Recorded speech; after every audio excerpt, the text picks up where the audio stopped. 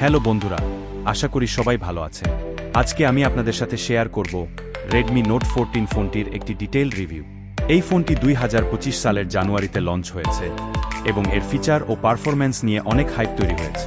তাহলে চলুন শুরু করা যাক। ডিজাইন ও বিল্ড কোয়ালিটি। রেডমি নোট 14 এর ডিজাইনটা বেশ প্রিমিয়াম ফিলিং দেয়। ফোনটির সামনে গরিলা গ্লাস পাঁচ দেওয়া আছে এবং পেছনে প্লাস্টিক ব্যাক প্যানেল ব্যবহার করা হয়েছে। ফোনটির ওজন 190 গ্রাম। হোল্ড করতেও বেশ কমফোর্টেবল। একটা উল্লেখযোগ্য বিষয় হল ফোনটিতে IP64 রেটিং দেওয়া আছে, মানে এটা ডাস্ট এবং পানির ছিটে থেকে সুরক্ষিত। ডিসপ্লে। এই ফোনের ডিসপ্লে হল 6.47 ইঞ্চির এমুলেড প্যানেল, যার রেজলিউশন 1080x2400 পিক্সেল। ডিসপ্লেটা 120 হার্জ রিফ্রেশ রেট সাপোর্ট করে, যার মানে স্ক্রোলিং এবং গেমিং দুটোই খুব স্মুথ। ডিসপ্লেটি 2100x nits peak brightness support করে, যা সানলাইটেও ভালো ভিজিবিলিটি দেয়। ডিসপ্লেতে গরিলা গ্লাস 5 প্রোটেকশন দেওয়া